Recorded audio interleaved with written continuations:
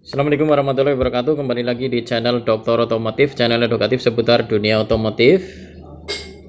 Terima kasih masih setia terhadap channel Dokter Otomotif. Kali ini kita akan membahas salah satu alat yang sudah sangat familiar, alat yang dalam tanda kutip sudah jadul sekali karena udah lama sekali dipakainya, yang biasanya kita gunakan untuk mengukur kecepatan putaran mesin maupun untuk mengukur sudut duel.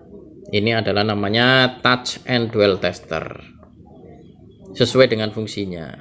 Kenapa saya bahas alat ini? Karena alat ini masih kita pakai sekarang di dunia pendidikan untuk praktikum sistem pengapian konvensional.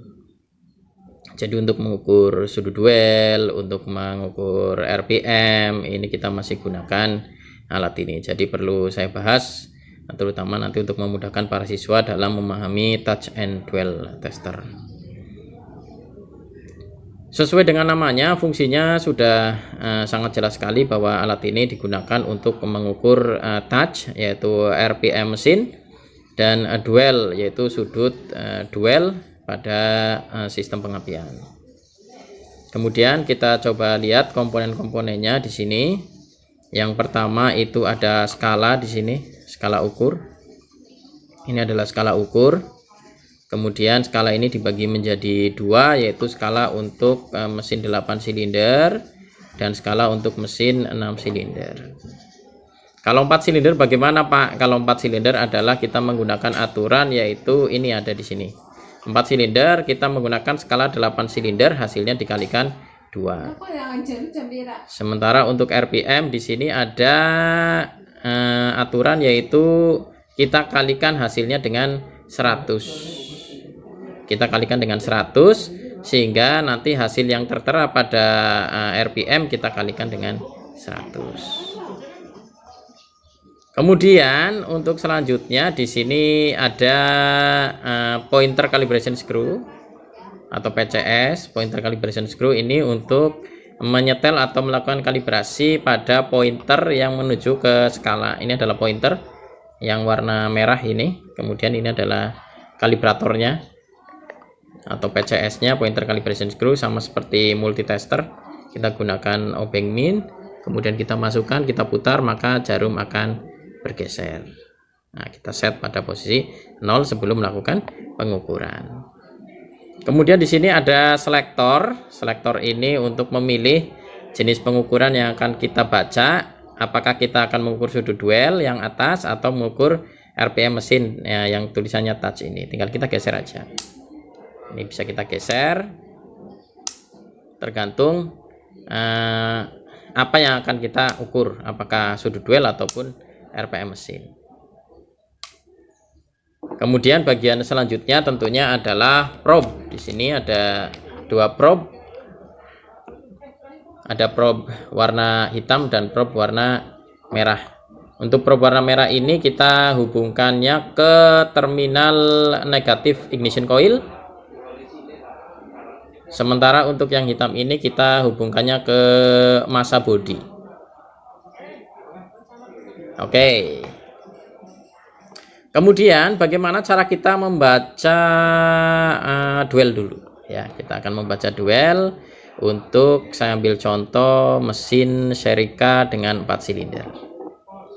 Caranya adalah kita pilih selektor pada sudut duel. Jadi kita set selektornya ini, pindahkan ke duel ke atas. Kemudian untuk probe-nya jangan lupa kita sudah harus pasang yang hitam tadi ke massa bodi. Massa bodi itu bisa di vacuum advancer, bisa di blok mesin. Yang penting dapat massa ya, atau terminal negatif baterai, tetapi terlalu jauh biasanya kita pasang di vacuum advancer supaya lebih mudah. Jadi cukup dijepitkan saja ininya di vacuum advancer. Nah, ini kan ada penjepitnya. Kemudian untuk yang merah kita pasang di terminal negatif ignition coil. Nah, kemudian setelah kita pasang, kemudian nanti kita selektornya pindahkan ke duel, maka otomatis pada pointer akan menunjukkan skala yang menunjuk pada nilai tertentu. Jadi untuk skalanya di sini untuk 8 silinder ada 2 skala, yaitu dari 0 sampai 12. Ini untuk skala RPM atau touch. Sementara yang bawah yang 0-nya di sini. Oke. 0 sampai 45 ini adalah skala untuk sudut duel. Dan untuk sudut duel di sini skalanya untuk satu strip nilainya adalah 1, karena 0 sampai 5 ini ada 5 strip. Jadi setiap stripnya adalah nilainya 1.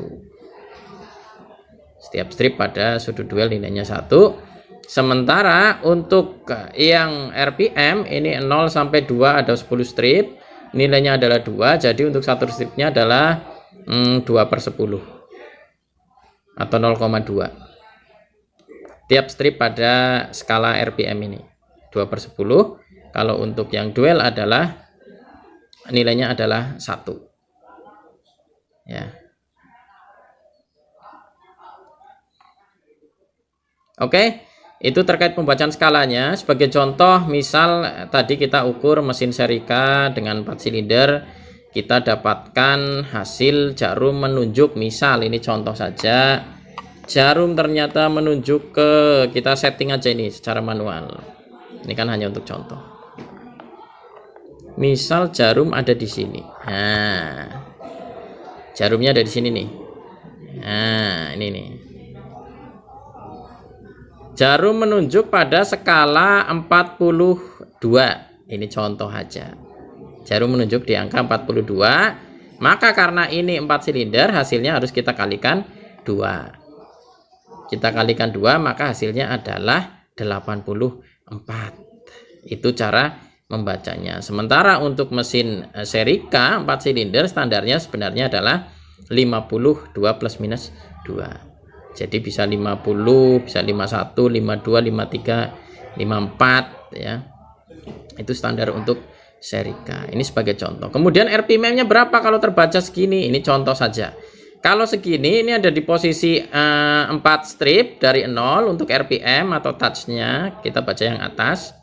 0 sampai 4 strip. Berarti ini nilainya adalah 4 strip dikali 0,2. Dikali 0,2 berarti 0,8. Sementara untuk RPM adalah dikalikan 100. Sehingga hasilnya adalah 0,8 dikali dengan 100. Maka kalau di sini adalah 80 RPM. Itu cara kita membaca alat ukur dual and touch ini ya. Tetapi untuk ketika mengukur touch, selektornya harus dipindah ke touch dulu. Kalau untuk mengukur dual, selektornya harus ke dual, tergantung mana yang akan kita ukur. Itu hanya saya tunjukkan cara membacanya ya. Jadi untuk dual kita membaca dari 0 yang sebelah kanan sampai 45, satu strip nilainya 1, tetapi untuk 4 silinder kita kalikan 2. Sementara untuk touch ini kita baca dari 0 sampai 12, kemudian kita kalikan 100, kemudian kita kalikan 2. Sorry, tadi belum dikalikan 2 ya.